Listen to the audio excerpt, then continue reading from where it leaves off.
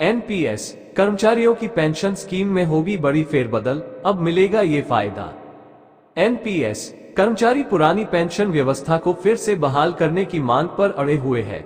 सरकार पेंशन के नियमों में बड़ा फेरबदल करने का मूड बना रही है, जिसके बाद से अब कर्मचारियों को ये बड़ा फायदा होने वाला है।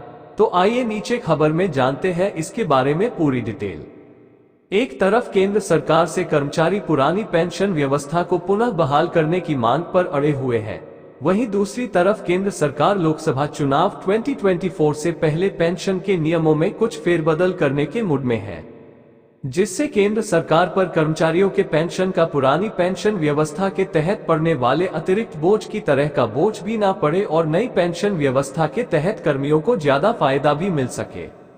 नई पेंशन व्यवस्था में बदलाव के लिए केंद्रीय वित्त मंत्रालय की तरफ से वित्त सचिव की अध्यक्षता में एक कमेटी का गठन भी किया गया है, जो नई पेंशन व्यवस्था में सुधार के लिए समीक्षा कर रही है, जिसकी रिपोर्ट केंद्रीय वित्त मंत्रालय को जल्द सौंपी जाएगी।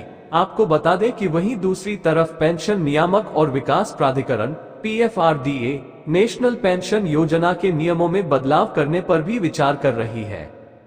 पेंशन नियामक और विकास प्राधिकरण PFRDA नेशनल पेंशन योजना को लेकर इस वित्तीय वर्ष की दूसरी छमाही के दौरान कुछ बदलाव करना चाहता है। ऐसे में ये तैयारी चल रही है कि एक बार इससे निकासी का जो अभी सिस्टम है उसमें बदलाव कर व्यवस्थित तरीके से कुल जमा राशि के 60% रकम की निकासी की अनुमति मिल सकती है। पेंशन नियामक और विकास प्राधिकरण PFRDA चाहती है कि रकम निकासी का सिस्टम बेहतर हो ताकि लोगों को निकासी में किसी तरह की परेशानी न हो।